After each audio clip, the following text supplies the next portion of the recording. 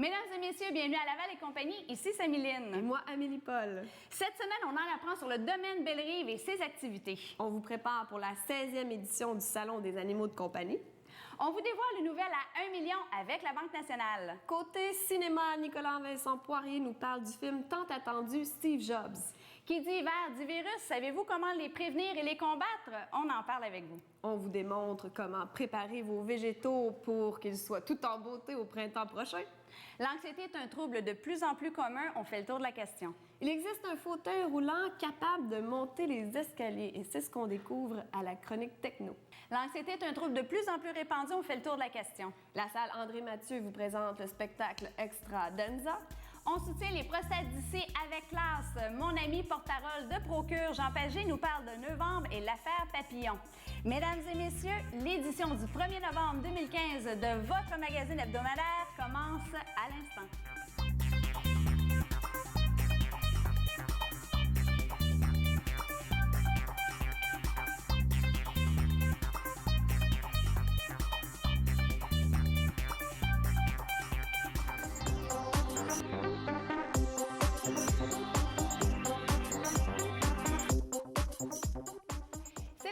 Édition de l'exposition artisanale au domaine Bellerive et j'ai avec moi l'administrateur du club social, M. Roger Allary. Vous allez bien? Oui, très bien, merci. C'est la 15e édition, donc on est habitué, on aime ça. Qu'est-ce qui se passe de bon cette année? Cette année, c'est la 15e édition. Il y a des nouveautés, il y a beaucoup de nouveaux exposants et avec une diversité de produits énorme. Est-ce que c'est ouvert à tous? Ça fonctionne comment au niveau... C'est ouvert au grand public. C'est à la date du 7 novembre, le samedi 7 novembre, de 9 h le matin à 4 h l'après-midi. Et tout le monde de Laval est invité à venir visiter. Donc, c'est gratuit, il n'y a pas de coût d'entrée non plus? Il n'y a pas de coût d'entrée, c'est complètement gratuit. Est-ce qu'il faut réserver quand même au cas où? Non, il n'y a aucune réservation. C'est génial. Le domaine Bellerive existe depuis un bon bout de temps. Là, le domaine Bellerive existe depuis 52 ans. Ils ont commencé par un édifice, ils en ont rajouté 2 par la suite. C'est un ensemble domiciliaire de 804 logements. C'est un immense terrain qui est très agréable à vivre sur le bord de la rivière des Prairies, un petit peu à l'est du pont La Chapelle. Où il fait bon y vivre. Et vous avez plusieurs activités, entre autres aussi. Il y a plusieurs activités financées par le club social, entre autres l'aquaforme, l'éducation physique, de la danse sociale. On a des soirées de cartes, des soirées dansantes. Il y a un cinéma de 50 places qui passe des films 3 soirs semaine. Ah, c'est le fun, ça? Oui, 2 soirs pour les adultes, puis un soir pour famille et enfants. Ah, c'est génial. Donc, la famille des gens des résidents peuvent... C'est un complexe domiciliaire, ce ne sont pas des résidences aux personnes âgées. C'est un domaine domiciliaire. Fait qu'il y a un mélange de personnes âgées et de jeunes et d'enfants. Au niveau des activités, c'est étalé sur combien de journées, ça? Il y a des activités tous les jours de la semaine. Le soir, en priorité le soir. Il y en a un peu le jour, comme le lundi après-midi, c'est le Scrabble. Il y a l'aquaforme, c'est le jeudi matin. Mais la majorité, c'est le soir. Les soirs, la fin de semaine également. Et vous avez plusieurs exposants au niveau de... Il y a plusieurs exposants avec divers produits. Par exemple, il y a une dame qui fait des photographies fantastiques et qui en fait des cartes que vous pouvez acheter pour pouvoir adresser. Vous avez juste à inscrire le mot que vous voulez inscrire dessus. Puis il y a d'autres personnes il y a une autre personne qui est apicultrice qui vient vendre ses produits de miel et de ruches. Il y en a un autre, c'est un monsieur qui fait des gâteaux aux fruits. C'est la période des fêtes, c'est le moment idéal. Le bon gâteau aux fruits, ça, c'est classique, ça. Oui, le gâteau aux fruits, c'est classique. Il y a des gens qui font des bijoux, il y a d'autres personnes qui font des tricots. Donc, il y en a pour tous les goûts d'enfants. Il y en a pour tous les goûts. Et c'est le moment idéal. La période des fêtes va arriver. C'est le moment idéal pour ceux qui veulent penser faire des cadeaux qui ne seront pas nécessairement en répétition. Vous nous rejoignez au Club social, au 450-934-2165. Je vous répondrai personnellement. Bien, ça nous fera plaisir. Bien oui, effectivement, d'aller vous voir pour cette superbe exposition. N'oubliez pas, c'est la 15e à Laval, au domaine Belle-Rive. Merci, M. Allary. Ça va me faire plaisir de vous accueillir.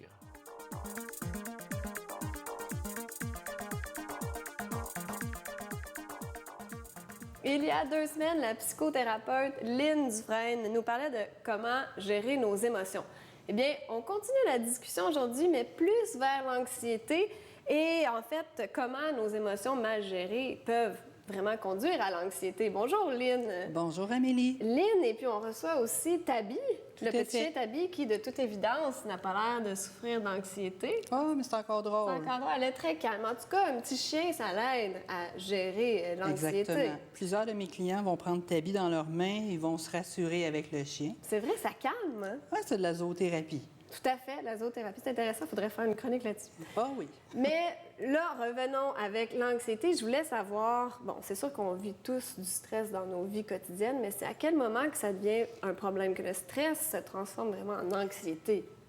Autrement dit, l'anxiété, ça devient problématique quand la réaction est exagérée face à l'événement qui est anxiogène. On avait vu anxiogène, ce que ça voulait dire, c'est créer de l'anxiété. Et lorsque la réaction persiste après l'événement. Donc, il y a des gens qui vont encore, comme ils vont avoir de l'anxiété, puis le sentiment de détresse, il empiète au niveau des activités quotidiennes. Donc, il nous empêche de fonctionner. Le sentiment de détresse, vous voulez dire l'espèce de boule qu'on ressent ici? Il y a beaucoup de symptômes à l'anxiété. La boule, ça peut être les sueurs froides, les mains moites, les palpitations cardiaques. Donc, ces symptômes-là, c'est des sentiments de détresse et sont difficiles à gérer. Donc, c'est lorsque, finalement, quelque chose qui serait banal pour quelqu'un d'autre est vraiment un gros stress pour nous. Quand c'est rendu que chaque activité, chaque chose à faire est un stress, là, il y a un problème. Là. Oui, en effet. Malgré que des activités aussi qui sont très anxiogènes. Il arrive, je ne sais pas, un décès dans une famille, ça peut être très anxiogène pour la personne qui perd son proche. Donc, c'est pour ça que des fois, on n'est plus capable de gérer cette anxiété-là. On en vit tous de l'anxiété, mais quand on n'est plus capable de la gérer, moi, je vous conseille de consulter. Ça, c'est une chose à faire. Donc, consulter, c'est une solution. Qu'est-ce qu'on peut faire aussi dans notre quotidien pour lutter contre ça? C'est sûr qu'il y a les techniques de respiration, la méditation, écoutez, de changer les idées, prendre l'air, aller dehors, voir des gens. Et ça va faire en sorte que l'anxiété, les symptômes vont diminuer. Quand on ne peut pas aller faire ça, nos activités quotidiennes normales, là, c'est pour ça qu'il est important d'aller consulter pour pas non plus que ça s'envenime avec le temps. Parce qu'aussi, en consultant, on peut découvrir vraiment c'est quoi la cause à l'intérieur de nous de cette anxiété-là, parce que c'est pas nécessairement chaque événement extérieur qui est responsable de cette anxiété. Ça demeure les pensées. On ne se cachera pas que les pensées de l'anxiété, comme j'avais dit l'autre fois, il y a un danger pour moi. Ça se pourrait que ce soit un danger irréel, mais moi, je le vois comme un danger. Et en quelque part, je me dis que je ne serai pas capable de traverser cette épreuve-là. Et donc, je vis de l'anxiété, ça m'empêche de bouger même parfois. Donc, on peut y arriver sans médicaments? Oui, c'est sûr que la médication peut aider, mais si je suis en mesure de prendre conscience de qu'est-ce qui m'amène à l'anxiété, je suis en mesure de le traiter. Mais c'est vrai, oh mon Dieu, Tabi a fait un petit somme à cet endormi. Je pense que là, elle est bien. La zoothérapie, c'est vraiment une option. Alors, on peut y arriver en méditant, en faisant de l'exercice, en s'amusant avec nos animaux de compagnie. En prenant une marche avec le chien. En prenant une marche, en faisant ce qu'on aime, ce qui nous rend heureux. Merci beaucoup, Lynne. On se revoit dans 2 semaines? Oui, on se revoit dans 2 semaines. Merci. Bye-bye.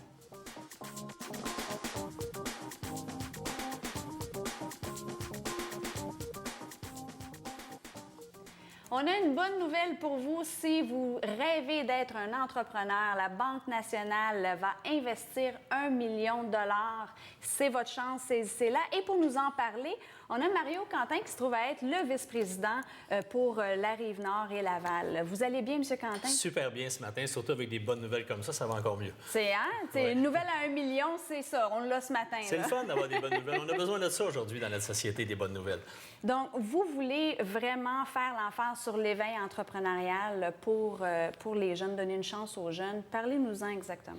Premièrement, on a des beaux jeunes au Québec. Hein. On a des très beaux jeunes, mais il faut souvent leur donner la chance, la petite lueur, le mentor, le projet qui va les faire réveiller. Et c'est ça, ce projet-là. On investit, c'est notre 3e année, ça s'appelle Présent pour les jeunes. On investit plus d'1 million de dollars à chaque année, dont 1 million cette année.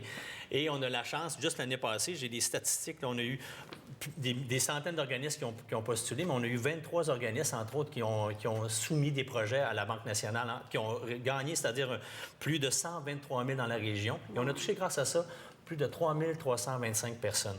Fait que ce projet-là, ça permet à des jeunes qui ont des idées, soit au niveau entrepreneurial, au niveau de la santé, au niveau du sport, entre autres, au niveau de l'ensemble de l'éducation. Ils ont des projets, nous soumettent les projets. On a un comité de plus de... Au total, on a 12 comités partout au Canada. Ici, dans notre comité, on est 7 personnes, vice-présidents, des gens de la banque, des gens de la communauté, des gens de l'éducation, des gens d'affaires, qui sélectionnent les projets. C'est difficile en passant parce que nos jeunes ont des belles idées. Et là-dedans, on va prendre 23 à 30 projets. Plus de 125 000 vont être investis dans la région encore cette année. Et pour justement souligner l'entrepreneurship de nos jeunes, mais en même temps avoir un impact sur des milliers de jeunes. Est-ce que... Moi, je suis jeune, là, j'ai une super de bonne idée, puis je me dis, mon Dieu, que je pars par où?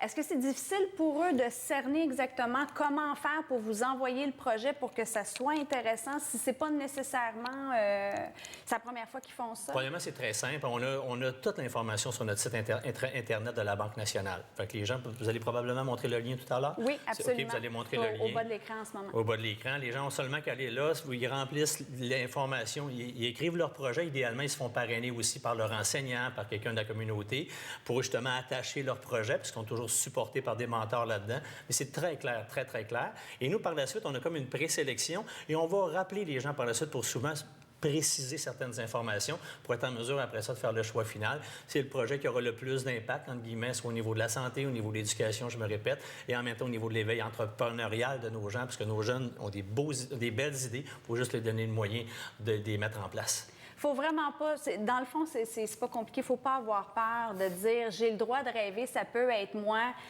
puis de tout simplement l'envoyer. C'est si on l'envoie pas qu'il y a un problème, là. Parce que ça ne se réalisera pas, dans le fond. En effet, c'est ça. Et c'est pas un droit, c'est même une obligation de rêver. Il faut rêver, il faut rêver. Et on a des projets vraiment de tout l'éventail de projets. Vous avez une belle job quand même, là. Honnêtement, aider à réaliser des rêves, c'est quand même bien. Et on donne l'argent en plus. On la donne. C'est même pas un prêt, il n'y a pas d'intérêt là-dessus, on donne l'argent. Puis les projets, ça va de toutes sortes. Ça peut être de l'aide aux devoirs, par exemple, qu'on a eu, où on peut avoir un mix entre les gens du secondaire et du primaire encadré par un projet. Ça peut être aussi de la robotique dans une école. Ça peut être aussi dans un autre projet. On a fait une salle d'entraînement physique.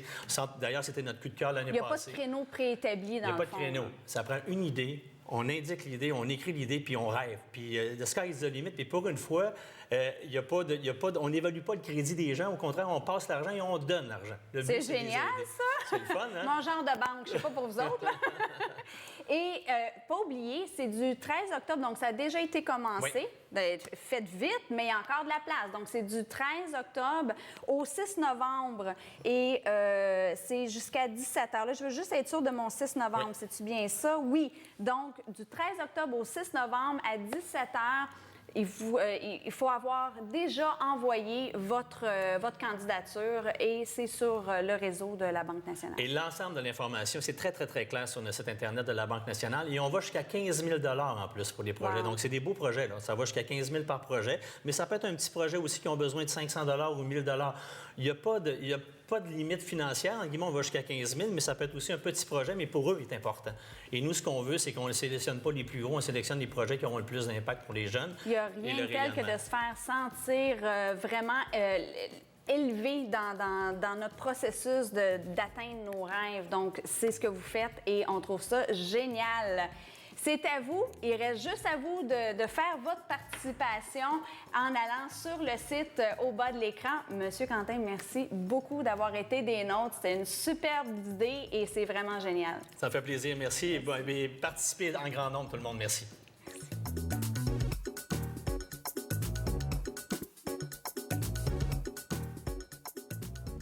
Vous voulez que vos végétaux soient tout en beauté au printemps prochain? Eh bien, c'est maintenant qu'il faut travailler là-dessus. Et pour parler des derniers travaux à effectuer dans nos plates-bandes avant l'arrivée des grands froids, nous avons invité qui d'autre que Louise Arcan? Bonjour, Louise. Louise, bonjour. Ça va bien? Ça va bien. Écoute, je peux pas croire que c'est maintenant qu'il faut se préparer pour le printemps prochain. C'est maintenant. Donc, par quoi on commence? Bien, on commence par nettoyer nos plates-bandes de nos annuelles qui sont mortes, défraîchies. Alors, on fait le ménage. Puis aussi, c'est le temps de diviser nos vivaces qu'on voudrait recaliser à de nouveaux endroits. Alors, on les divise à cet ainsi dans cette période, avant qu'il y ait eu un grand froid, là, un grand gel au sol. Alors, jusqu'au milieu novembre, là, c'est encore le temps là, de travailler le jardin. Et c'est quoi les conséquences si on le fait pas puis on attend au printemps? Bien, il y a plein de conséquences dans le sens que si on ne divise pas nos vivaces, bien, c'est sûr qu'on n'aura pas la chance d'en avoir ailleurs, puis ils n'auront pas la chance de grandir. Alors, c'est la période pour le faire. Aussi, c'est la période pour tailler nos arbustes et vraiment commencer à vouloir protéger là, aussi le cœur de nos arbres et faire les travaux là, sur nos arbres et arbustes pour l'année prochaine. Les arbres fruitiers aussi. Bien, les arbres fruitiers, oui, c'est le temps de le faire. Fait que la première chose qu'on fait avec les arbres fruitiers, c'est vraiment de les nettoyer, d'enlever les fruits qui sont restés souvent asséchés sur l'arbre pour éviter qu'il y ait des maladies qui puissent se former. Et aussi, on va faire une petite taille. Alors, on va tailler notre arbre pour le regarnir, qu'il se reprenne un nouveau port, qu'il soit plus renforcé. Alors, on va le couper à 1/3 à peu près de sa grandeur sur les nouvelles tiges. J'ai amené un petit arbuste, mais ça serait un arbre. Alors, les arbustes aussi, il faut le tailler à cet ainsi dans cette période, mais les arbres, on va vraiment les tailler avec notre sécateur ou des outils qui sont faits pour ça, avec une ouverture vraiment pour l'extérieur, pour que les nouvelles branches poussent de la bonne façon et qu'ils puissent... On va enlever tous les bois qui sont morts. Alors, on va vraiment faire un petit travail là, sur nos arbustes. En petit billet. Oui, c'est en billet comme ça, vraiment, pour que l'ouverture soit à l'extérieur, pour que l'arbre pousse avec les nouvelles branches de la bonne façon. Là, tu coupais à partir de où? On dirait que c'était... Bien là, je parlais d'un arbre. Ça, c'est un arbuste. Oui. Alors, les arbustes, on va y aller plus sévèrement. On va tailler à peu près la moitié de notre plant comme ça. Ah oui? Oui, oui, oui, oui. Triste. Non, c'est le contraire. Ça les favorise d'avoir des nouvelles pousses pour l'année prochaine. Ils vont être encore plus garnis. Ils vont être super beaux. C'est très important. Sauf que les arbustes, il faut faire attention parce qu'il y a des arbustes qu'on va tailler, d'autres non. Fait que tous ceux qui ont eu des fleurs tôt, ce sont des variétés qui sont plus printanières. Eux, on devait les tailler après la floraison. Donc, on n'y touche pas, c'est ainsi.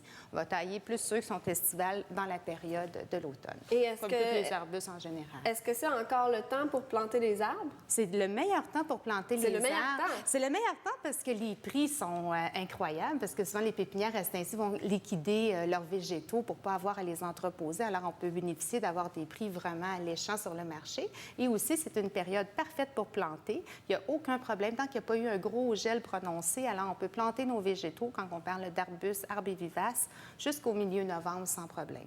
Et la période hivernale avec les sols qui sont gelés, ça ne va pas déranger? Non, c'est le contraire. C'est que toute l'été, la terre, elle s'est réchauffée. Alors, l'eau, il y a beaucoup plus d'eau dans le sol. Alors, les plantes, justement, c'est le contraire. Elles vont bénéficier, ils vont grandir beaucoup plus quand on les plante à l'automne qu'au printemps. Et aussi, c'est le temps de récupérer nos bulbes. Alors, les bulbes qu'on a laissées au sol, il faut les récupérer à cet ainsi. Alors, les bulbes de canna, de dahlia et tout, on fait simplement les enlever du sol. On peut prendre ici, j'ai amené un vieux canna, là. Alors, on va le couper. Oh mon Dieu, ça me brise le cœur. On va le déterrer et on va récupérer là, le bulbe comme ça, qu'on va laisser dans une boîte de carton, qu'on va entreposer dans un endroit frais, pas de lumière, et qu'on va replanter au printemps prochain. Et ça permet vraiment de se multiplier puis d'en avoir un peu partout puis d'économiser pour l'année prochaine. Bien, en terminant, Louise, est-ce que tu as une suggestion de fleurs pour égayer un peu l'intérieur de notre maison en ce mois de novembre qui arrive, qui est très déprimant? Bien sûr. Puis on a la chance avec nos amis du Sud maintenant d'avoir plein de variétés de petits potées fleuris qu'on peut utiliser pour l'intérieur. On a un choix vraiment le fun. On a toujours nos orchidées qu'on peut retrouver à l'année. On a beaucoup un choix de tropical incroyable à l'année aussi. Puis plein de fleurs qu'on peut mettre à l'intérieur, comme les kalanchoés, des bégonias et tout. Pour mettre un peu de soleil. Merci beaucoup, Louise. Merci.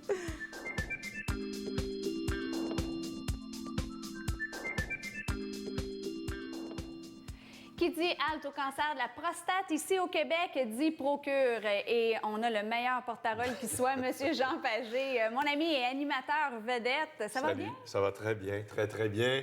On entreprend un gros mois de novembre. On va avoir beaucoup de plaisir. On fait la tournée. Là, ce matin, je suis avec toi. Là, dans quelques jours, je vais être dans un poste de radio, télévision. Et ça va très, très bien. On est très contents. L'année passée, c'était la première du novembre. Ouais. Et là, on célèbre la deuxième édition. T'es pas mal, C'est pas beau, mal hein? chic. C'est beau, hein? C'est Alors, le fun. c'est ça, c'est le 2e novembre pour nous. Alors, je t'en ai apporté un pour toi. Ah, Tu sais que génial. alors, cette année, ils ont été designés beau. par Penelope et Winston McWade. Winston, Oui. qui est aussi un de nos porte-paroles. Ils sont beaux, hein, mesdames? Et, Ça se ouais, porte bien. on l'a fait avec un plaid, là, un plaid, là, pour, parce que, justement, pour les femmes. OK. Parce que nous, les hommes, on ne voit jamais le ruban. Ah, on ne voit que oui. le nœud. Tout le temps. Alors là, on a dit cette année, parce que l'année dernière, il y a plusieurs femmes qui l'ont porté. Alors, on a dit, on va le faire pour qu'il soit plus beau. Bien, ça a de la gueule, ça fait très Burberry, tu sais. C'est ça. On Et aime ils ça, on sont aime ça. vraiment là, écoute, c'est spécial parce qu'il n'y en a pas un qui est pareil. Là, on parle du design Non, ici. ici, là, il n'y en a pas un qui est pareil. Dans le milieu. Dans le milieu. Le design du milieu. À cause de, je ne sais pas pourquoi, là, la façon dont ils sont fabriqués. Alors, on est très contents. L'année dernière, on avait fait faire 3000 parce que c'était notre première. Et on se disait, bon, Quel succès ça a eu, en plus. à 8 jours après, effrayant. il n'y en avait plus. Il y en avait plus. Alors là, on en a 10 000. Et là, on est un peu nerveux parce qu'il faut les vendre.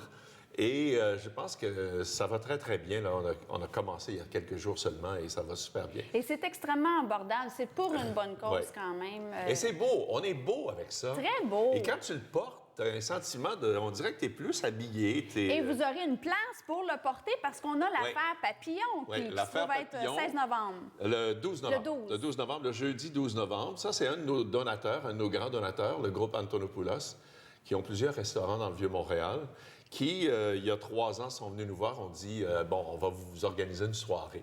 Alors, et c'est de là un peu que part l'idée du nœud papillon. Et on dit, on va faire un beau tie affaire, l'affaire papillon. Et on n'était pas encore là-dedans, nous, là. Non.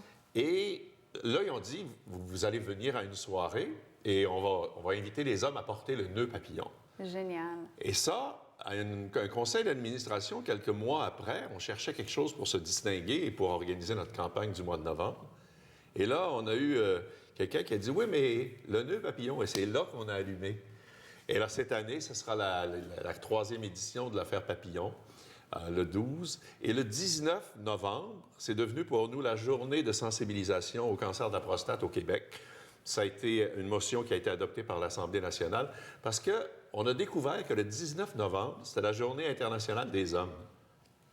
Et ça c'est bien le fun. oui, et ça a été reconnu par l'ONU. OK. Ça vient de l'Afrique, Trinidad-Tobago, qui a proposé ça, parce qu'il y a une journée des femmes. Alors, ils ont Ouais. dit, on va avoir une journée des hommes le 19 novembre. Et là, on a découvert ça l'année dernière. Alors, c'est durant le mois de novembre. C'est drôle donc, parce qu'on ouais. était déjà dans le mois de novembre pour Ouais. souligner le cancer de la prostate. Et c'est ça. Et l'année dernière, le 19 novembre, il y a plusieurs conseils municipaux. D'ailleurs, ici à Laval, oui, ils ont adopté une motion pour que ce soit la journée internationale de sensibilisation au cancer de la prostate. Alors, on est en train de bâtir ça tranquillement et de l'étendre un peu partout à travers le monde. Et donc, le 19, et je me souviens l'année dernière, le 18 au soir, les gars de RDS avaient tous porté le nœud papillon à l'émission au hockey du Canadien. Quel beau clin d'œil. Ah, c'est écoute, vraiment les génial. gars de Dave Morissette et sa gang, ils l'ont fait aussi. Ils vont le faire encore cette année. À l'Assemblée nationale, il y a plusieurs ministres et députés l'année dernière, le 19, qui avaient porté le nœud papillon. Vous avez les informations, mesdames et messieurs, au bas de l'écran avec les dates. Oui. Neuvembre.ca, c'est la façon la plus facile. Cette année, c'est 35 $ comme l'année dernière, le nœud. Et on l'envoie, c'est 5 $ pour la livraison. Alors, c'est 40 $. C'est une affaire de rien. Et nous, on le fait fabriquer au Québec. C'est un beau don. On le fait fabriquer au Ouais. Québec. On ne fait pas fabriquer ailleurs. On veut que ce soit un produit québécois. Oui, parce Et- que c'est un organisme d'ici Ouais. pour les gens. Pour les gens d'ici. Vraiment, là. Et on fait beaucoup de bien aussi, je pense. On a réussi là, à installer, grâce à vos dons, mesdames et messieurs, une ligne téléphonique 24 heures, 7 jours sur 24. semaine. Ah oui. Et il y a 3 infirmières qui sont des infirmières pivots en oncologie qui s'occupent de répondre aux questions des gens. Alors, c'est un répondeur. Vous allez entendre ma voix, d'ailleurs, si vous appelez. Et là, vous enregistrez votre question. Tu sais, si vous avez un problème, vous avez une question, n'importe laquelle, concernant le cancer de la prostate, et là, vous posez votre question et on vous rappelle. Ça se fait dans l'anonymat ou ça peut se faire Absolument. aussi au grand jour, mais C'est un soutien généralement... autant pour les hommes que pour Ouais. les femmes, parce que les femmes des hommes qui ont le cancer de la prostate ont aussi leurs questions, Beaucoup. veulent savoir comment épauler leur homme au travers de ça. C'est vrai parce que quand le cancer frappe quelqu'un, c'est pas lui tout seul, c'est la famille au complet qui est frappée, les enfants, les amis, l'entourage, même au travail aussi. Hein? Ouais, oui. Même au travail aussi. Et on a nous, on a une biobanque chez Procure là, qui va très bien. On a 2000 échantillons de prostate, de sang et d'urine. Wow. Avec les 4 hôpitaux universitaires du Québec, à Sherbrooke, à Québec et Montréal, CUSUM et le CHUM. Et cette biobanque-là, il y a des gens, là, on commence à donner, parce qu'on ne peut pas vendre, ils payent les frais, là, mais on ne peut pas vendre ça. Non, absolument. Et il y a un gros organisme aux États-Unis qui nous a demandé des échantillons. Et là, ça commence, là, à travers le monde. On est reconnu, on est quand même reconnu. C'était une idée un peu... c'était dur là, au début d'accepter, de dire on met la moitié de tout ce qu'on récolte dans une biobanque. Puis là, on a eu des dons des grandes familles comme les Saputo, le groupe Antonopoulos. On a eu des dons privés. Et là, la biobanque est vraiment bien établie. Et aujourd'hui, on commence à vendre des échantillons à travers le monde. Donc ça, pour nous, c'est un accomplissement incroyable. Mais merci, Jean, parce qu'on sait que tu es hyper occupé et pour toi, tu vas prendre le temps quand même avec chaque personne qui t'approche, qui veut te parler. On l'a fait C'est tout à ton honneur. C'est drôle parce que vendredi soir, on était au match de hockey du Phoenix de Sherbrooke qui était dédié, qui était consacré au cancer de la prostate et à Procure. Puis il y a des gens, moi je me tenais là avec le kiosque, puis là les gens viennent nous poser des questions. Puis on fait du soutien aux patients. Alors, il y en a un monsieur qui s'est approché, il dit « Mon père est mort au mois de mai du cancer de la prostate. Mon grand-père est mort du cancer de la prostate. » J'ai dit « Tu as un rendez-vous, là? » Il y a 40 ans. Et là, c'est vraiment, là, lui, il est vraiment à risque. Sur la ligne, là. Oui, il est vraiment dans la ligne génétique, là, parce que ça se transmet.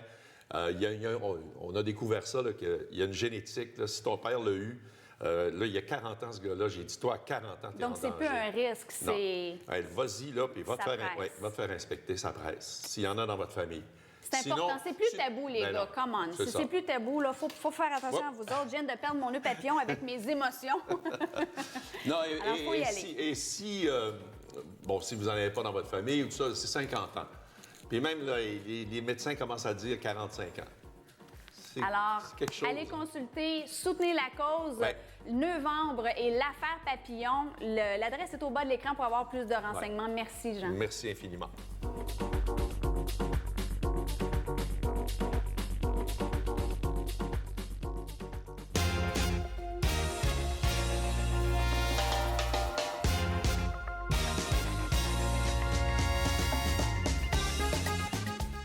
Vous pouvez entendre à la radio l'immense succès de Dominique Hudson, Denza. Et bientôt, à la salle André-Mathieu, il y aura le spectacle Extra Denza. Je l'ai avec moi. Dominique, bienvenue. Ça va bien? Ça va très bien, ça va très bien. Content d'être là. Bien, merci à toi d'être venu. Écoute, juste avant que tu nous parles de ton spectacle, je veux vraiment que tu nous parles de l'immense succès de Denza à la radio.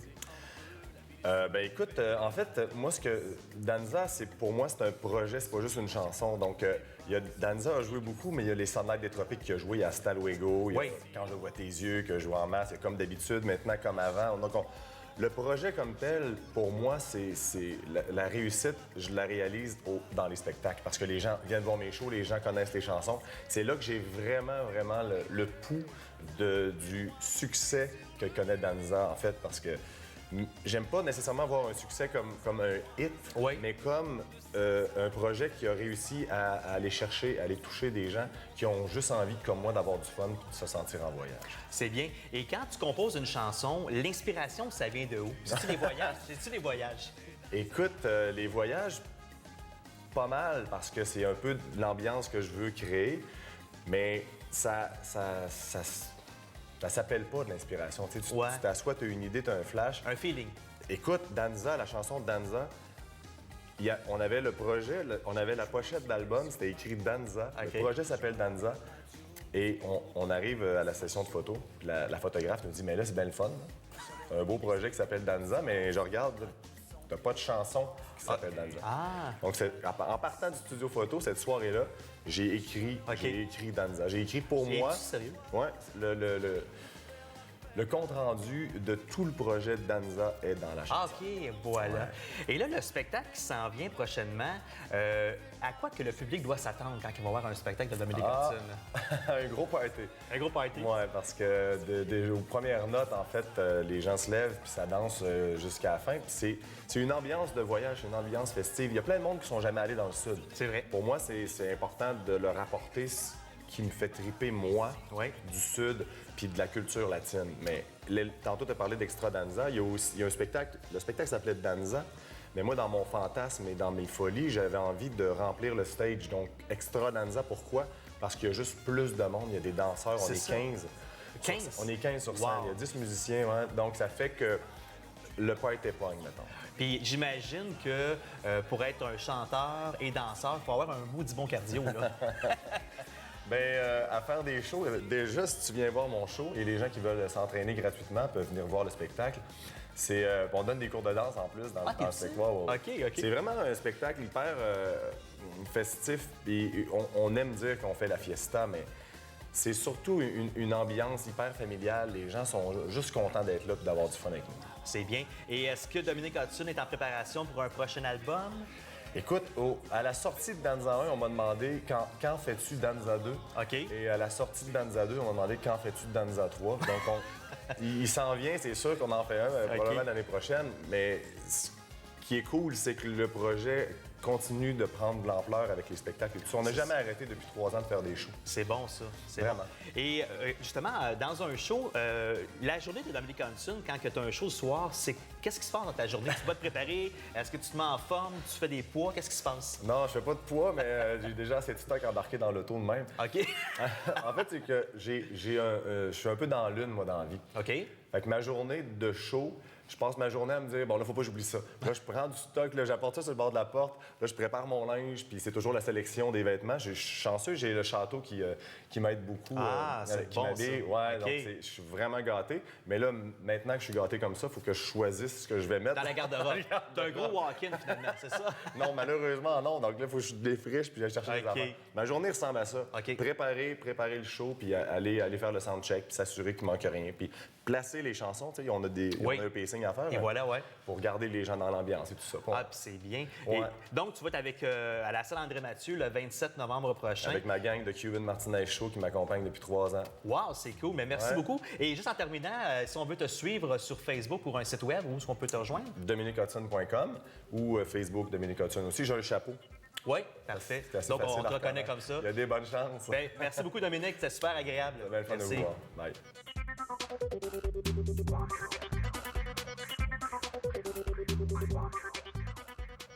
La 16e édition du Salon national des animaux de compagnie se tiendra les 7 et 8 novembre prochains à la place Bonaventure. Nous recevons le cofondateur du salon, M. Michel Beausoleil. Bonjour, Michel. Bonjour. Bienvenue à Laval et compagnie. Bien, merci. Donc, le salon, comment vous est venue l'idée de fonder ça exactement? On a fondé le salon initialement découlant d'une mauvaise expérience personnelle alors que j'ai dû faire euthanasier un chien.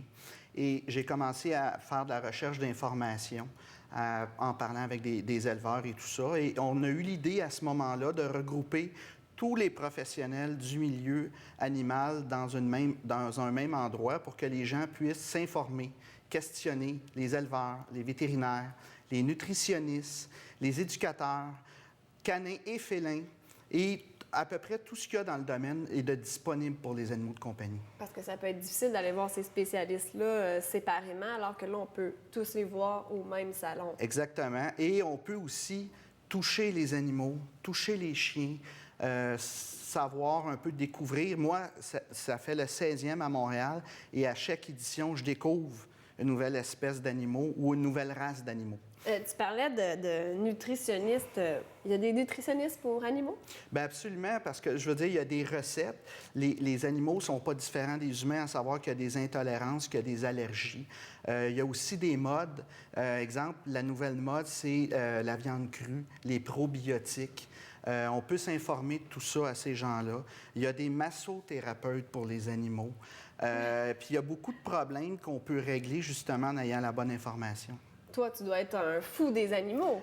J'aime beaucoup les animaux, principalement, évidemment, les chats et les chiens, comme beaucoup de personnes, mais ça m'a permis aussi, au fil des ans, de découvrir, exemple, les reptiles et un peu de dédramatiser la peur que j'avais de ces animaux-là en m'informant bien, puis en sachant que si on le confort dont ils ont besoin, c'est des animaux qui peuvent être très agréables aussi, là. Parce que j'allais te demander, justement, pour les reptiles et les serpents et tout ça, qu'est-ce que tu en pensais? C'est sûr que c'est plus difficile triper là-dessus, disons. Bien, au-delà des goûts des gens, avec la réalité, exemple, les gens qui vivent en appartement ou dans des condos, il faut avoir un animal qui est adapté à notre mode de vie. Puis pour plusieurs personnes, ça peut combler un besoin d'avoir un animal de compagnie, puis pas avoir les contraintes, exemple, de ne pas avoir de terrain ou de faire du jogging avec son chien ou d'autres choses, là.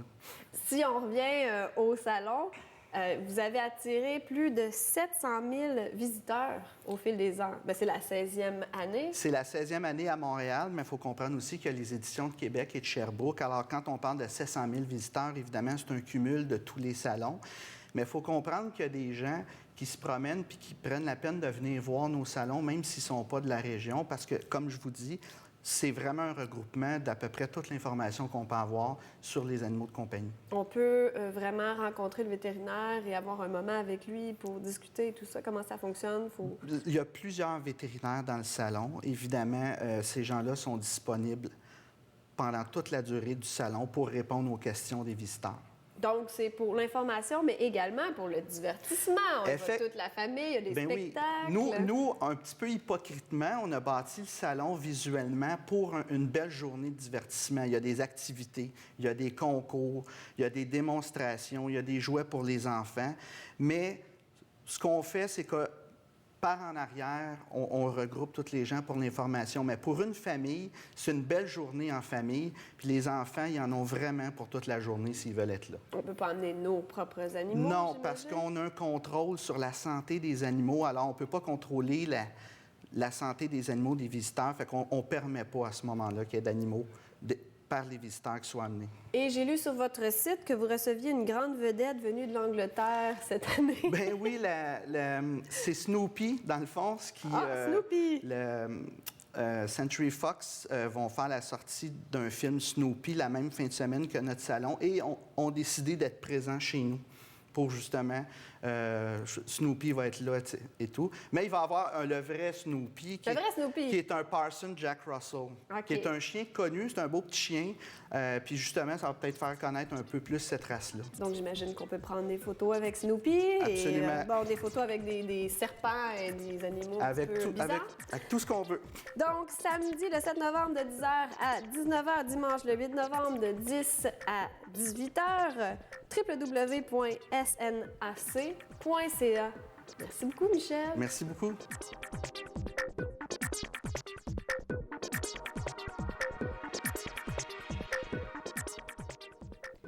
Depuis le 22 juin dernier, vous savez, Laval, vous avez votre propre application et ça s'appelle Parcourir Laval. Pour nous en parler un peu plus, on a avec nous Benoît Lamarre, qui est régisseur patrimoine et culturel. Ça va bien? Ça va très bien, merci. C'est toute une application, c'est vraiment le fun, elle est interactive. Parle-nous-en plus. Bien, oui, effectivement, c'est une application qu'on a lancée le 22 juin dernier. Une application qui permet de géolocaliser des bâtiments anciens, en fait, des bâtiments patrimoniaux sur le territoire de Laval. C'est constitué en petits circuits. Ça nous permet de se promener un peu partout sur l'île puis de découvrir, en fait, notre patrimoine sur l'île Jésus. Jusqu'à date, parce qu'on a à peu près une dizaine là, de parcours proposés. Il y en a 4 en ce moment qui sont sur l'application et on en attend d'autres. Oui, en fait, c'est ça. Il y en a 3 qui sont actifs là, dès maintenant. Un 4e qui est en cours. Là, décembre, ça devrait être tout prêt. Là, vous avez déjà la petite introduction. Mais l'idée, c'est que cette application-là perdure dans le temps puis qu'on en rajoute là, régulièrement à chaque année, en fait, des nouveaux parcours avec des nouvelles idées, nouveaux territoires aussi. Il s'agit de la télécharger. Par la suite, on choisit la place où on veut ou même on peut l'entrer par nom? On peut y entrer par nom. En fait, on peut y aller par liste, par carte. On peut choisir notre lieu comme ça. On peut la regarder de chez soi aussi parce que même si c'est géolocalisé, on peut aller sur le terrain, tout ça, pour ceux qui ont des G3 ou bon, des mobiles, là, vraiment. Mais sinon, on peut la regarder de la maison sur sa tablette ou sur son téléphone, il n'y a pas de problème. Donc, il y a de tout là-dedans, là, que ce soit l'ancien bâtiment jusqu'à aller au nouveau. Ça a été lancé, évidemment, pour souligner le 50e de oui, Laval. Exactement. Donc, on voit l'évolution. Oui, effectivement, on voit l'évolution. C'est sûr que nous, on fixe surtout sur le patrimoine parce que c'est ça l'intérêt de la chose. Mais plus ça va aller, plus on va toucher un patrimoine qui est plus moderne. Mais ça s'en vient, ça, c'est dans les surprises à venir dans les prochaines années.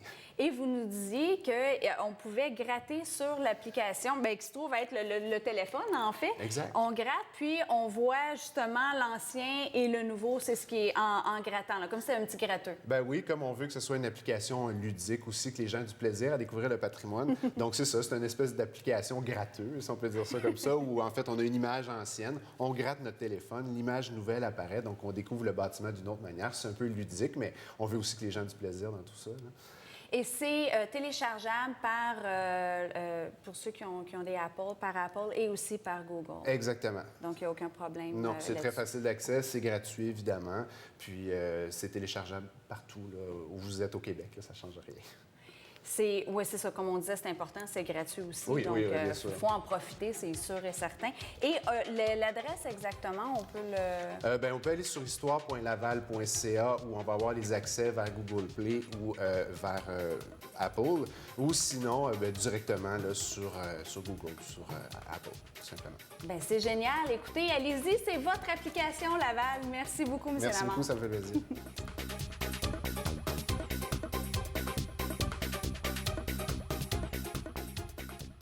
À la chronique techno, on a souvent des sujets inusités et aujourd'hui ne fait pas exception. Jean-Philippe Leroux nous parle d'un fauteuil roulant capable de monter les escaliers. Et oui. Salut Amélie. Salut Jean-Philippe. Je trouvais ça intéressant cette semaine de ne pas parler de technologie seulement que pour le divertissement. Ce que je vais te parler, qu'on appelle communément le fauteuil roulant du futur, entre guillemets, ça pourrait changer tout de même la vie de millions de personnes à travers le monde. Rien de moins. Il n'y a pas encore, au moment où on se parle, par contre, de date de commercialisation, mais c'est probablement à venir. Le fauteuil compétitionnait d'ailleurs au mois d'octobre du côté de Zurich à un truc important pour savoir si le fauteuil était pour se distinguer. Alors, c'est sûrement à suivre. Ça s'appelle le Scalivo. Le Scalivo, Scalivo, oui. Et puis, ce qui fait ce fauteuil-là, c'est qu'on n'a pas besoin de personne. Tu sais, habituellement, un fauteuil de roulant, d'un, on le sait, c'est pas toujours évident. Si on veut se rendre au travail, il n'y a pas toujours des rampes. Les transports en commun, même s'il y a amélioration dans la société aujourd'hui, certains déplacements sont impossibles pour ces personnes-là qui ont besoin d'un fauteuil. Cette chaise-là est indépendante, donc on n'a pas besoin de personne. Et puis, dès qu'elle détecte un obstacle, elle est en mesure de monter, et oui, les escaliers, peu importe le degré d'inclinaison, ou presque. Là, on dit que grâce à un gyroscope, la chaise est maintenue quand même stable. Je pense, et on pourra le voir pendant la vidéo là, lors de ma chronique, mais je pense que ça prend un temps d'adaptation parce que ça doit donner vraiment peur au départ. On peut se retrouver assez incliné. On fait pas confiance. Pas vraiment, probablement, mais surtout dans les premières fois, je suppose. Et il y a une lenteur aussi au fauteuil, c'est-à-dire qu'on monte très lentement les escaliers. Alors, si l'escalier est très long, ça peut prendre un temps interminable, même si la chaise est en mesure de monter par elle-même. Et je pense qu'il y a une autre lacune où, en fait, bon, c'est sûr que c'est un prototype, il y a des changements, des améliorations, à faire. Mais il ne peut pas descendre encore l'escalier. C'est un peu étrange. C'est qu'on monte, mais rendu là, on ne sait pas si elle est en mesure de... J'imagine qu'on travaille là-dessus au moment où on se parle. On veut travailler aussi sur la rapidité, comme je te disais, parce que c'est très lent. Alors, c'est pas encore... C'est pour ça qu'on ne le commercialise pas encore, je suppose, parce qu'il reste encore des choses à voir avec cette chaise-là. Mais elle est déjà avancée sur d'autres prototypes de chaises qui avaient été faits par le passé. On pense à l'iBot et aussi au Top Chair. Alors, c'est vraiment le meilleur fauteuil quand même au moment où on se parle dans le monde. Très coûteux aussi, possiblement. Mais ma prochaine question, j'imagine que c'est pas tout le monde qui va pouvoir se permettre ça. Déjà, un fauteuil roulant électrique coûte très cher. Alors, c'est sûr qu'une technologie comme celle-là, c'est vraiment pas évident. Cette chaise-là a été inspirée du Segway. Je ne sais pas si tu connais ça, le petit monoplace là, qu'on pouvait se promener. Et c'est d'ailleurs, c'est pas tout le monde qui est en mesure parce que c'est pas stable et on pouvait tomber. Ça te dit-tu quelque chose, non?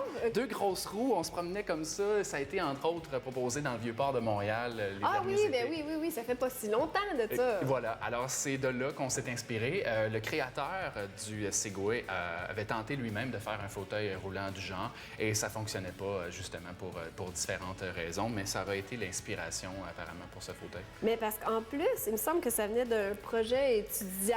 Oui, je trouve ça tellement le fun. De plus en plus, c'est de jeunes étudiants qui sont derrière des gros projets comme ça. C'est une dizaine d'étudiants. Ça s'est passé à l'été 2014. 2014. Ils se sont réunis, ils se sont dit, qu'est-ce qu'on pourrait avoir comme projet? Tiens, changeons le monde et aidons les handicapés avec cette chaise-là.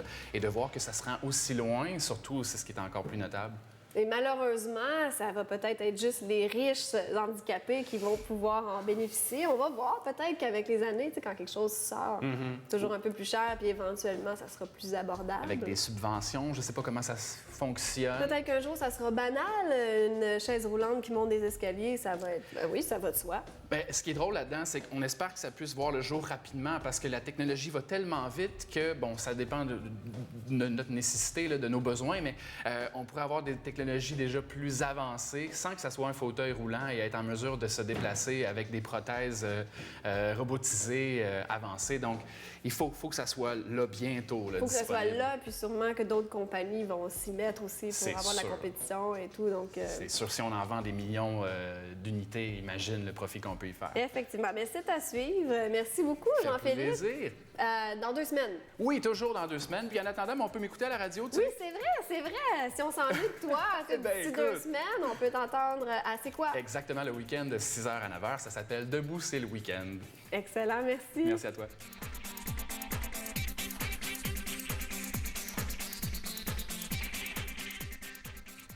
Ah, les joies de l'hiver, les virus, les grippes, les mouchoirs, c'est ce qu'on va parler avec notre pharmacienne Joliane Béguin. Ça va bien, Joliane? Oui, ça va bien, merci. Comment on fait pour reconnaître entre le rhume et la grippe? Puis là, ben ce matin, tu vas être bien placée parce que tu as même amené tes virus en studio. Oui, j'ai même amené mon rhume, donc excusez ma voix. Oui, bien c'est sûr qu'en effet, là, avec les changements de température, là, il y a beaucoup de virus qui viennent à nos portes. Et puis, évidemment, les deux plus populaires, le rhume et la grippe, qu'on appelle aussi influenza. Mais pas parce qu'on les aime, là. C'est juste non, pas parce qu'on les aime, mais on reste plus en dedans, puis ça se transmet plus facilement, donc ils sont plus présents. Donc, c'est important de pouvoir les différencier. Ils n'ont pas les mêmes conséquences. C'est sûr que le rhume est beaucoup plus fréquent. Chez les enfants, là, on parle de 6 à 10 fois par année que les enfants même peuvent avoir le rhume. Donc, c'est très fréquent. C'est vrai que ça se transmet. Mais est-ce que ça l'a changé? Je me rappelle pas d'avoir eu autant de grippe dans ma vie, même de rhume. Ah! On n'a pas autant. C'est ça qu'on apprend maintenant. Heureusement qu'on n'a pas tant la grippe, mais oui, il y a beaucoup de rhume. C'est souvent, c'est très fréquent. Le rhume peut durer quelques jours et être beaucoup moins important. Par contre, la grippe, elle, on va la différencier par beaucoup de fièvre. En général, 38 à 40 degrés, qui apparaissent subitement. Ça dure 2 à 5 jours. Donc, évidemment, on est beaucoup plus on est plus fatigué. arrêté quand on a la grippe. Exactement. La grippe va donner des symptômes qui vont souvent nous empêcher de travailler. Courbatures, douleurs musculaires, fatigue très, très intense. Alors que le rhume va, en général, nous épargner là, de la plupart de ces symptômes-là. Le rhume, on va voir un petit peu plus écoulement nasal, nez bouché, léger, voix rauque, de douleur à la gorge. Mais en général, ça va pas beaucoup plus loin que ça, un peu de tout. La grippe... On peut l'éviter comment à ce moment-là? Parce qu'on essaie de mieux manger. C'est pas nécessairement évident parce qu'on est très stressé, se lève le matin, on veut déjeuner, on déjeune pas, etc. On connaît la routine. Oui. C'est quoi le meilleur truc? C'est certain qu'une bonne alimentation, des bonnes habitudes de vie pour avoir de l'énergie en général, c'est sûr que ça aide. Au niveau de la prévention, c'est toujours les grands classiques. Bien laver les mains, toujours. Très fréquent, surtout chez les enfants parce qu'ils touchent à tout. On s'échange les jouets entre amis. Exactement. Ici, à l'école et les tout. enfants portent les choses à la bouche beaucoup plus. Alors que aussi tousser dans le creux du coude ou dans un mouchoir. Ça aussi, c'est important, autant pour les adultes que pour les enfants. Parce qu'évidemment, sinon, après ça, avec les mains, on transmet beaucoup plus le virus. Mais on peut aller vous voir, dans le fond, là, en tant que pharmacien. Vous, à ce moment-là, les gens vont voir, au lieu de faire la file à l'hôpital pour absolument rien. Oui, c'est certain qu'on va conseiller aux gens de venir nous voir. Par contre, ce qu'il faut savoir, c'est surtout dans le cas de la grippe, il y a des symptômes qui demandent de consulter à l'urgence immédiatement. Donc, on parle de si on a les lèvres bleues, si on a un essoufflement important qui arrive subitement, si on est très amorphe, si on a de la difficulté à bouger, si on a de la confusion, là, à ce moment-là, on va vraiment consulter immédiatement à l'urgence. On ne vient pas voir le pharmacien, on va à l'hôpital. Par contre, pour les autres symptômes là, que j'ai nommés un petit peu plus tôt, donc la toux, maux de gorge, des choses comme ça, on peut venir voir le pharmacien définitivement. Et c'est même important là, de s'informer avant de prendre un produit de vente libre. Médicament. Oui, si ça nous convient, parce qu'il peut y avoir des interactions avec les médicaments. Les fameux sirops, là, tout en un, parce qu'on ne veut pas se casser la tête. Puis, bon, ça a l'air de tout faire que c'est que j'ai besoin. Puis si la prochaine fois, j'ai une grippe au lieu d'un rhume, je le prendrai, puis c'est tout. Ouais. Est-ce que c'est pour ça? Ou... Pas vraiment. Non. C'est sûr que c'est tentant. C'est tentant. Je suis pour ça si on a les symptômes qui suivent, en fait. Donc, c'est sûr qu'il faut, d'où je reviens à dire, il faut s'informer parce que si on a seulement mal à la gorge, si on a seulement une petite toux, c'est pas nécessaire de prendre tout ça. Donc, c'est important d'y aller avec les symptômes qu'on a. Parce qu'on habitue notre système immunitaire à ce moment-là à plus gros quand c'est tout petit, là, dans le C'est fond. pas vraiment une question avec le système immunitaire, c'est vraiment une question qu'on va prendre des médicaments qui sont pas nécessaires, qui vont pas nous soulager. Génial. Puis, on peut toujours avoir des effets secondaires possibles. Oui. Donc, on va éviter ça le plus possible. On va y aller au minimum pour nos besoins. La belle prescription de se dire prends beaucoup d'eau, de la soupe chaude, c'est toujours de mise. C'est toujours de mise de bien s'hydrater, Le de bien réconfort. se reposer, exactement. Donc ça, c'est toujours très important. Puis quand on veut prévenir, au niveau de la grippe, il y a toujours la vaccination aussi, donc qui va être recommandée pour les gens à risque. C'est important de savoir que la vaccination ne vous protège pas contre le rhume, mais juste contre la grippe. Et voilà. Et c'est aussi simple que ça. Donc, faites attention à vous. On se recouvre un petit peu, hein, les foulards, les mitaines et tout. Et on se nourrit, on s'hydrate bien. On devrait être quand même en bonne compagnie à ce moment-là. Ça devrait bien aller si jamais on consulte. Génial. Merci beaucoup. Merci beaucoup.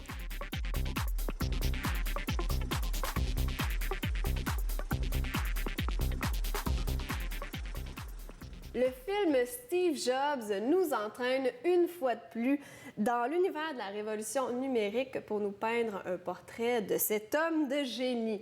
Nicolas, Vincent Poirier, bonjour. Salut. J'ai dit une fois de plus parce que là, on se rappelle du film Jobs en 2013 avec Ashton Kutcher. Est-ce que c'était vraiment pertinent d'avoir un autre film sur la vie de Steve Jobs 2 ans plus tard? Bien, je me posais la même question, comme pourquoi on en a déjà eu un en 2013. Et oui, c'est pertinent parce qu'en 2013, quand le projet a commencé, bien, c'est plutôt en 2010 ou 2011 que le projet a commencé, ils se sont basés sur des entrevues, entre autres, de collègues de Steve Jobs pour faire ce scénario-là. Et à la fin, une fois que le scénario a été écrit, bien, on l'a présenté à Steve Wozniak, qui a été un grand collaborateur pendant des années, un très bon ami de Steve Jobs. Il a lu ça, puis il a dit, bien non, ça n'a aucun sens, c'est absolument horrible. Ils ont fait le film pareil. Ils l'ont sorti quand même. Donc, c'est pas vraiment fidèle à la vie de Steve Jobs. Non, c'est quelque chose de très, très, très romancé. Ça ressemble à un film un petit peu cucu, à mon avis, à moi. Tu sais, c'est l'histoire d'une personne qui part de rien puis qui arrive au top. C'est carrément ça. The American Dream. C'est ça, mais on comprend que le personnage est quand même assez particulier, mais on voit pas vraiment, pas tant que ça, sa vie personnelle. Tandis que dans celui-ci, celui qui vient de sortir, eh bien, c'est basé sur, entre autres, ce roman-là, ce roman-ci. Cette méga-brique. Cette méga-brique de 600 quelques pages. Et le film à 122 minutes, juste pour vous donner une idée, c'est à peu près cette épaisseur-là, le scénario, tandis que le livre, bien, on peut le voir, c'est énorme. On pourrait faire toute une série sur Steve Jobs.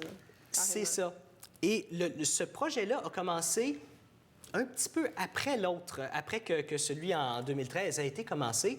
Et on a demandé au scénariste Aaron Sorkin d'écrire un scénario avec des moments plus personnels de la vie de Steve Jobs. Et ce scénariste-là, c'est quand même lui qui a écrit The Social Network en 2010. Donc, c'est pas rien. C'est quand même le gars qui a réussi à rendre intéressant l'histoire de Facebook, même s'il y a beaucoup de sous-entendus, il y a beaucoup de choses qu'on ne sait pas trop. Donc, c'était un très bon challenge. Et ce film-là, celui qui est sorti en fin de semaine passée, c'est pas destiné à tout le monde. C'est vraiment pour ceux qui veulent en savoir plus sur qui était vraiment Steve Jobs, mais au niveau personnel. On parle de sa relation avec sa fille, qui a renié pendant un bon bout de temps. Et ce film-là, bien, c'est réalisé par Danny Boyle, qui est absolument excellent. Il y a eu un Oscar en 2009 pour Slumdog Millionaire. Donc, c'est sûr qu'en confiant ce projet-là à lui, il allait sortir quelque chose de très bon avec ça. Succès. Mais avant, c'était pas lui. C'était le réalisateur de Social Network qui était censé le réaliser avec Christian Bale, qui aurait eu le rôle de Steve Jobs. Et finalement, c'est pas lui qui l'a eu du tout, c'est Michael Fassbender. Et lui, il est excellent dans à peu près n'importe quoi qu'il fait, là, vous dire. J'avais lu d'ailleurs qu'il y avait plusieurs grosses vedettes qui étaient peut-être en liste pour jouer le rôle, comme Leonardo DiCaprio, Matt Damon, Ben Affleck, Bradley Cooper. Tous des bons acteurs, mais j'imagine que... Mon Dieu, j'ai oublié son nom. Michael Fassbender. J'imagine que lui, il offre une très bonne performance aussi. Là. Physiquement, j'ai juste vu la bande-annonce, mais comme Ashton Kutcher aussi avait fait une belle performance. C'est correct, mais c'est pas fidèle à la réalité Jobs en 2013. Bon, c'est sûr que c'est très romancé, celui qui a été sorti la semaine passée. Mais ce qui est assez étrange, c'est que les deux, celui qui est sorti cette année, il a un budget de 30 millions, celui en 2013, 12 millions. Et quand celui en 2013 est sorti, la première fin de semaine, il est arrivé au numéro 7 au box-office avec 6 millions. On a dit que c'était un flop. Regarde, c'est fini, c'est un flop commercial. Et celui-ci est arrivé au numéro 7 dans sa première fin de semaine, quand le film a sorti partout, avec seulement 7 millions au box-office. Mais on ne dit pas encore que c'est un flop parce que, les Oscars arrivent, puis peut-être qu'il va y avoir des nominations, on ne sait jamais. Puis si ça arrive, peut-être qu'ils vont sortir le film. Oui, il y a tout le temps un petit buzz aussi qui suit les Oscars.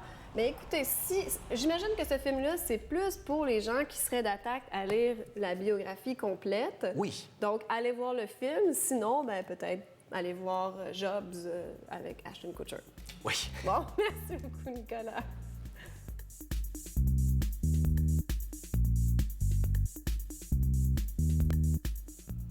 Voilà ce qui conclut notre émission. Vous aimeriez que l'on parle de votre entreprise, votre organisme ou association? Rien de plus facile, contactez l'équipe de TV Laval. Oui, il y a deux façons. Donc, soit par téléphone au 450-490-4089 ou par courriel à info@commercialtvrl.ca. Si vous désirez revoir ou partager nos émissions sur le web, prenez note qu'elles sont toutes en ligne à tvlaval.com ou sur YouTube. Merci à tous nos invités collaborateurs et à vous d'avoir été des nôtres pour votre magazine hebdomadaire Laval et compagnie. On vous donne rendez-vous la semaine prochaine. D'ici là, je vous envoie le plein d'énergie positive. Merci beaucoup, Amélie. Merci, Samiline. À la semaine prochaine, tout le monde.